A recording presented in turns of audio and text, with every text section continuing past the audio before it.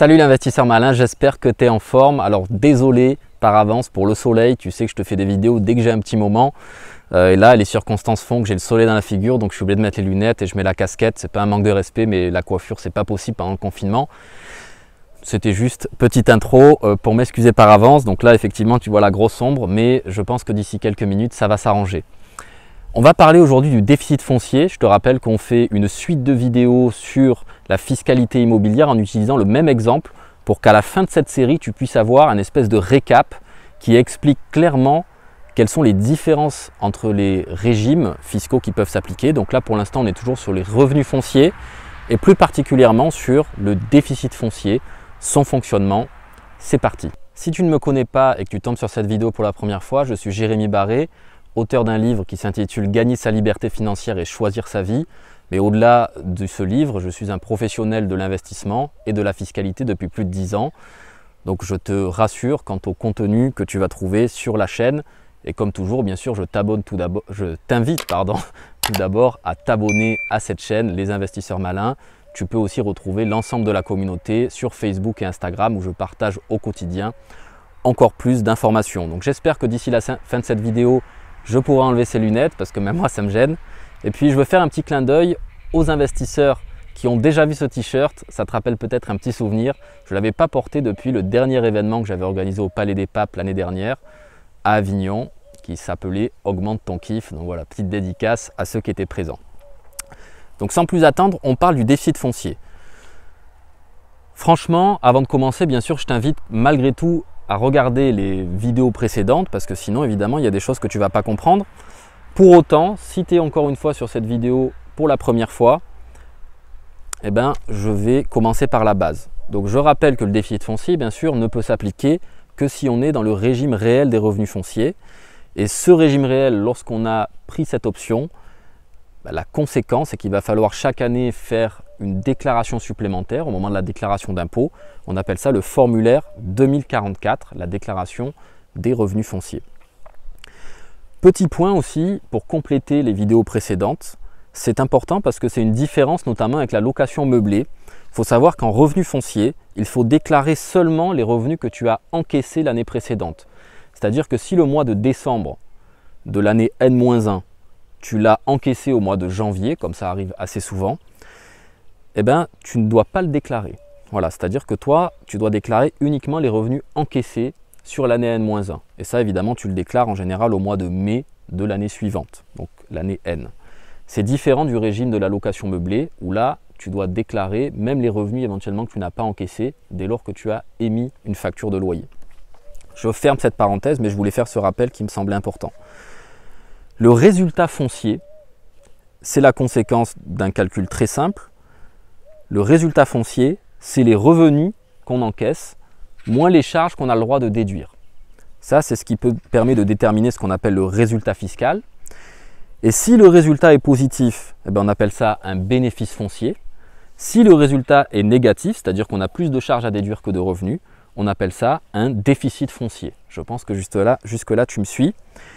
Et à contrario, là aussi, de la location meublée, ce résultat, il va impacter ce qu'on appelle le revenu global, c'est-à-dire qu'il peut avoir une conséquence sur les autres, sur tes revenus au total et surtout sur l'imposition finale que tu vas avoir sur la totalité de tes revenus. Donc si tu as un bénéfice, bien sûr, ça va s'ajouter à tes revenus de salaire ou tes revenus de dirigeant d'entreprise ou d'artisan ou de profession libérale. Et si tu as un déficit, on va voir que là aussi, en partie, ce déficit peut être utilisé pour être déduit de tes revenus professionnels. Et c'est ça, la stratégie du déficit foncier que certains investisseurs utilisent pour faire baisser leurs impôts grâce au déficit qui est généré par l'investissement immobilier. Allez, on rentre dans le détail. Je te préviens, le tableau va te faire peur a priori quand je vais tourner la page, mais on va aller étape par étape et tu vas bien comprendre. Voilà, c'est parfait, il y a pile poil un nuage juste derrière, j'ai pu enlever mes lunettes. Et avant d'attaquer cet énorme tableau, donc ne t'effraie pas, je vais y aller étape par étape. Je voulais aussi inviter les investisseurs malins, comme je le disais, qui étaient présents au Palais des Papes, de me faire une petite dédicace en commentaire. Et puis pour tous les autres, si tu as des questions, et normalement tu devrais en avoir, même si tu m'écoutes, n'hésite pas à les poser en commentaire. L'idée, bien sûr, c'est que je puisse t'aider aussi à adapter cet exemple, qui devrait être assez concret, mais si tu as des questions par rapport à ton propre cas, ben, n'hésite pas à me poser tes questions en commentaire. Donc le mécanisme du déficit foncier pour monsieur et madame X. Donc je rappelle, on est toujours sur les mêmes chiffres, le même montant de loyer, c'est une petite maison que ces gens avaient. Donc là, pour pouvoir le rendre accessible à tous, puisque la plupart du temps, ces investissements immobiliers sont associés à un crédit, j'ai fait en sorte qu'il y ait un crédit de 120 000 €, c'est-à-dire la valeur de cette maison. Alors que dans l'exemple, monsieur et madame X avaient hérité de ce bien. Donc dans les toutes premières vidéos, tu verras qu'au départ, il n'y avait pas de crédit. Mais là, pour le rendre plus réaliste, j'ai ajouté un crédit pour qu'on puisse regarder ce que ça donne dans la majorité des cas. Donc on est sur un seul bien immobilier. Et tu vois, j'ai mis un petit plus et une couleur verte pour t'aider à comprendre. Il s'agit des loyers qu'encaissent monsieur et madame X. Ça représente 9 600 € par an, soit 800 € par mois. Et puis, comme tu l'as compris dans la précédente vidéo, on va pouvoir déduire les charges, puisque là, on est au régime réel des revenus fonciers. Et on va commencer par les intérêts et l'assurance décès invalidité. Alors ça, c'est intéressant. Je t'explique pourquoi je commence par là, puisque tu le verras peut-être lorsque tu fais ta déclaration des revenus fonciers sur le fameux formulaire 2044. Pourtant, les intérêts d'emprunt sont tout en bas dans la liste des charges que tu peux déduire. Mais je te le mets ici parce qu'il y a une petite subtilité. C'est que si un jour, tu as des intérêts d'emprunt et une assurance dont le montant est supérieur au loyer que tu encaisses, tu verras que la somme qui dépasse le montant des loyers que tu encaisses, tu ne pourras pas la déduire du revenu global. Et tu vas comprendre ce que ça veut dire juste après. En tout cas, tu ne pourras la déduire que sur de futurs revenus fonciers. Je referme cette parenthèse, garde-le dans un coin de ta tête parce que ça, beaucoup d'investisseurs l'ignorent. Ensuite, tu vas déduire, mais ici, voilà, comme je te le disais, ici on n'a pas ce problème parce que comme tu le vois, le montant des intérêts et de l'assurance que je t'ai détaillé ici est bien inférieur au loyer, donc tout ça sera déductible. Les charges d'exploitation, donc on est toujours dans le même exemple, c'était 1 000 €, donc en gros il y avait, en l'occurrence il n'y avait même pas de frais de gestion chez ces gens-là, mais il y avait quand même une taxe foncière et la PNO, donc l'assurance propriétaire non occupant, que j'ai inclus dans ces 1 000 €. Donc quand on fait les revenus moins les charges, on arrive à un premier niveau de résultat. On voit que c'est un résultat positif de 6 685 €. Et le déficit foncier, le cœur du déficit foncier, c'est qu'est-ce qui se passe lorsqu'on va faire des travaux. Et c'est ça, le but du jeu de beaucoup d'investisseurs, c'est de faire des travaux pour générer une grosse charge qui va leur permettre d'avoir une réduction d'impôt, en plus de pouvoir le déduire des loyers. En l'occurrence, ce n'est pas exactement une réduction d'impôt, c'est une déduction de son revenu imposable. Ça aussi, c'est une petite subtilité, je le précise pour les plus aguerris d'entre vous qui sont précis sur les mots. Donc, on est à 6 685 à ce stade, mais comme tu le vois, là, j'ai mis des travaux. Alors, pourquoi je t'ai mis 20 000? Si tu as regardé aussi les précédentes vidéos, je t'avais dit que monsieur et madame X, quand je les ai rencontrés, ils m'avaient dit que 2 ans avant notre rencontre, ils avaient fait des travaux à hauteur de 20 000 € au moment d'un changement de locataire. Et malgré ça, ils étaient restés au régime micro-foncier. Et je t'avais dit dans la première vidéo que selon moi, par rapport à ça, en tout cas, c'était une erreur. Alors pour moi, en fait, l'erreur, c'était de ne pas être passé en location meublée. Mais ça, je le garde pour une prochaine vidéo. Donc on va voir ce qui se serait passé s'il y a 2 ans, ils avaient déclaré ces travaux. Alors, bon, je te l'ai quand même mis en 2019. Donc pour des travaux de 20 000 €. Et là, tu vas juste en dessous. C'est-à-dire que si tu fais 6 685 moins 20 000, c'est là que tu vas pouvoir regarder si tu es en bénéfice ou en déficit. Donc 6 600 moins 20 000, ça nous fait moins 13 315. Donc je te l'ai mis en rouge parce que c'est un déficit. Pour l'instant, ne regarde que cette première colonne qui concerne l'année 2019. On est à moins 13. Et la particularité du déficit foncier, c'est que ce déficit-là, qui normalement est un déficit qui est propre à la catégorie de revenus des revenus fonciers, mais il y a une partie qu'on va pouvoir utiliser pour le déduire de ces autres revenus, ce qu'on appelle le revenu global. En général, pour la plupart des gens, c'est justement le revenu de salaire. Et tu vas voir que ça permet de générer la première année des travaux, une belle réduction d'impôt, même si le terme n'est pas juste, une déduction du revenu imposable. Tu vas voir comment ça fonctionne. Donc, on a ces moins 10 700 qu'on va envoyer en déduction de son revenu global sur sa déclaration d'impôt.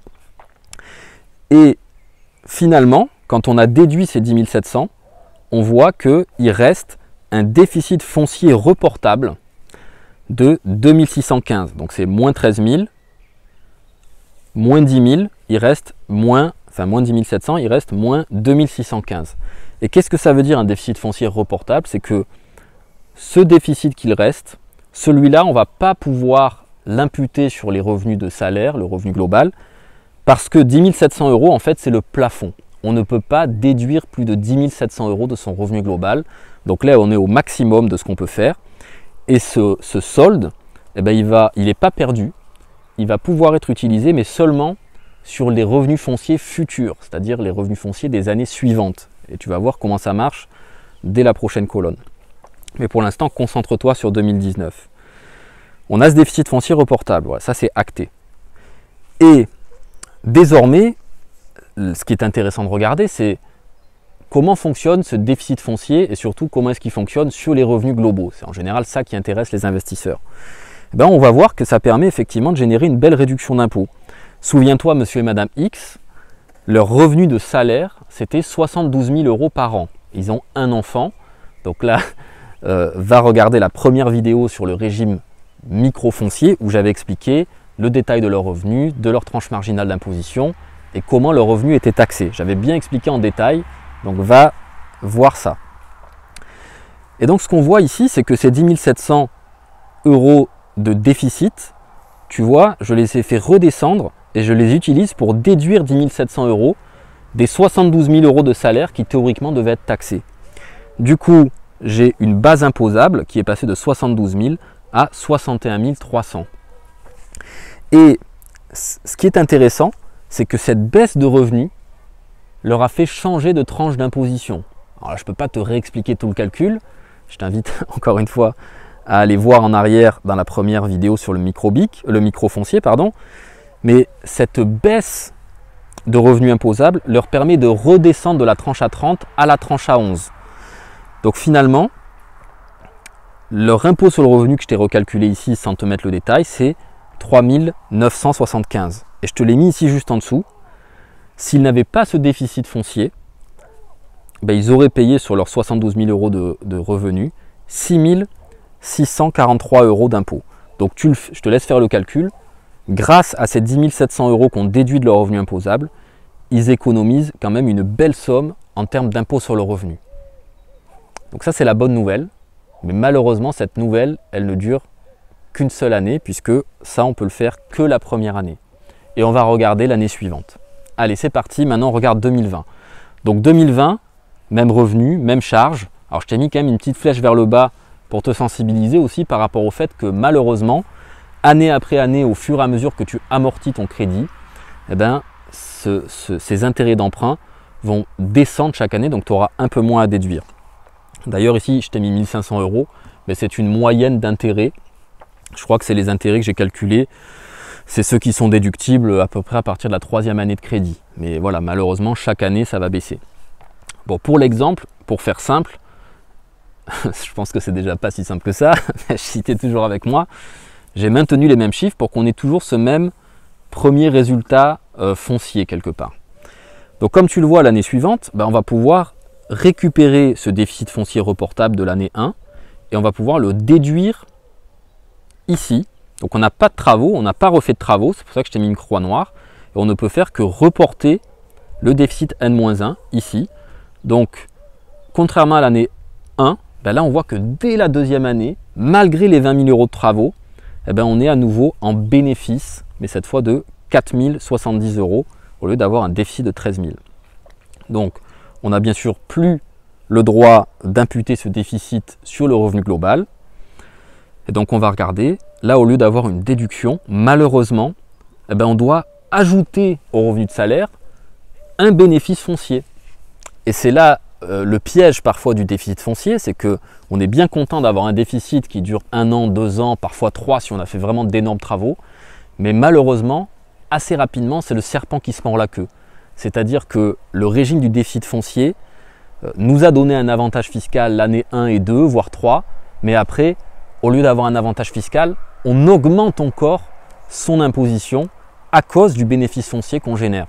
Donc ça, c'est le gros inconvénient du déficit foncier et ça oblige souvent les investisseurs du coup à réinvestir à nouveau et à régénérer des déficits fonciers. Donc on réamplifie le problème et on le diffère jusqu'au jour où il y a une autre stratégie fiscale qui est enfin adoptée. Mais parfois les gens ne savent pas qu'ils peuvent faire différemment, donc ils restent dans ce schéma et au bout d'un moment, moi j'ai des clients qui viennent me voir en me disant « j'en peux plus de mon immobilier, je l'ai fait en pensant que ça allait me compléter mes salaires, en m'apportant un complément de retraite pour les investisseurs les plus âgés ». Et finalement, ils ont l'impression que justement, au lieu d'avoir un complément de revenu, ils ont vu des impôts qui explosent. Et ça pour eux, c'est insupportable. Donc on voit que du coup, la base imposable, au lieu d'être à 72, elle est à 76. Forcément, ils étaient déjà dans une tranche à 30 à 72 000 euros de revenus. Donc là, a fortiori, comme dirait l'autre, on est bien sûr toujours dans une tranche à 30 puisqu'on a encore augmenté les revenus. Et là, l'impôt passe à 7 864. Et encore là, je t'ai parlé que de l'impôt sur le revenu, qu'il ne faut pas oublier les contributions sociales, les 17,2% qui vont s'appliquer sur le bénéfice foncier. Voilà, donc là, c'est la conséquence du déficit foncier, encore une fois avec un exemple, avec des travaux qui sont relativement faibles. Ensuite, si tu regardes 2021, et là c'est beaucoup plus simple, bah, tu vois, je t'ai gardé les mêmes hypothèses de revenus et de charges. Du coup, on a toujours 6 685. Là, on n'a même plus le petit reliquat de déficit. Du coup, c'est bien sur les 6 685 qu'on va être imposé, c'est ce que je t'ai mis là. 72 plus 6 000, donc cette fois on a 78 000 de revenus imposables. On est toujours dans la tranche marginale à 30%. Mais ça veut dire qu'à chaque fois qu'on augmente nos revenus, sur ces revenus supplémentaires, à chaque fois, c'est 30% de plus d'impôts sur ces revenus. Et donc, on est passé encore, on a encore augmenté, on est à 8 649 et on a les contributions sociales qui augmentent également, puisqu'elles sont calculées sur les 6 685. Et chaque année, à partir de là, c'est ce qui va se passer. Donc, pour conclure sur le déficit foncier, si tu es encore là, bravo, je te félicite. On est carrément passé du soleil dans la figure ou là avec un risque d'orage. J'espère que j'aurai le temps de finir mon explication. Je suis obligé de te faire une précision technique avant de conclure. C'est que si tu es un investisseur malin, peut-être que tu te dis, bah tiens, finalement, moi ce que je peux faire, c'est utiliser l'avantage du déficit foncier, c'est-à-dire surtout la première année, de pouvoir imputer ce déficit sur le revenu global. Et puis après, si j'ai l'occasion de changer de régime avec un changement de bail de locataire, en passant en meublé ou autre, ça peut être une bonne idée puisqu'à ce moment-là, je change de régime fiscal. Mais attention, il faut savoir que lorsque tu as bénéficié d'un déficit foncier, il faut attendre 3 années fiscales pour pouvoir changer de régime fiscal. C'est-à-dire qu'il faut avoir été pendant plus de 3 ans en bénéfice foncier pour pouvoir envisager de changer de régime. Donc soit en passant par exemple en meublé, ou alors, et même ça c'est quelque chose que beaucoup de gens ignorent, même pour vendre ton bien immobilier. C'est-à-dire que si tu avais prévu de bénéficier du déficit et après vendre, bah, il faut savoir que si tu vends dans les 3 années qui suivent, l'administration fiscale est en droit de te réclamer les 3 années de déficit dont tu aurais pu bénéficier avant. Donc attention à ça. Bon, je crois que maintenant vraiment le temps est à la conclusion parce que je vais vraiment me le prendre dans la gueule cet orage. Donc je vais bâcler un peu la conclusion, mais je t'invite à mettre un petit pouce, bien sûr si tu as liké cette vidéo. Encore une fois, tu peux me laisser tes commentaires. J'espère que ça a été clair, en tout cas j'ai essayé de le simplifier. C'est pas forcément évident de te mettre tout sur un même paperboard pour que tu comprennes la mécanique. J'espère que le contrat est rempli. Et pour les prochaines fois, on va commencer à attaquer le régime de la location meublée. Donc si tu n'es pas encore abonné à la chaîne, abonne-toi. Je sais qu'il y a déjà beaucoup de contenu sur la fiscalité, sur les réseaux sociaux. En tout cas, beaucoup le vendent. Moi, tout ça, je te le fais gratos parce que je considère que c'est la base. Vraiment, comme je te l'ai déjà dit, tu ne peux pas calculer ton cash flow si tu ne connais pas comment, tu ne sais pas comment calculer ton impôt. Donc ça, c'est l'étape numéro 1 de maîtriser la fiscalité. Donc je conclus. J'espère que ça t'a plu. Et comme tu le sais dans cette communauté, l'idée, c'est que tu deviennes plus intelligent avec ton argent et surtout que tu puisses devenir maître de l'argent plutôt que l'esclave. Allez, ciao, à bientôt.